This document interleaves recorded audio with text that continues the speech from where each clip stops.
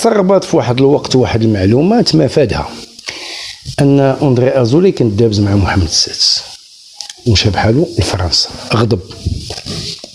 تصوروا ان كانوا لي ميلتي ناسيونال، يعني الشركات المتعدده الجنسيه اللي هنا في المغرب كلها كانت غتمشي بحالها. اش غيبقى لنا؟ الشركه اللي كتعدل الصابون، والشركه اللي كتعدل البيمو في سطات، والشركه اللي كتعدل داك الفخار، وهذا اش غيبقى عندنا؟ حنا اش عندنا؟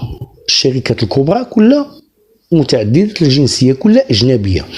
كانوا غيمشيو بحالهم، غيخليو المغرب كيسعى، دخلوا ناس وهذا وصلحوا بيناتهم. اذا اندري ازولي قوه، ويفرض على الملك وعلى الملوك اللي غيجيو اذا بقى بالروح ان الاستراتيجيه الماسونيه تخدم في المغرب، من خلال الفتح ديال المحافل، من خلال الاستقطاب، من خلال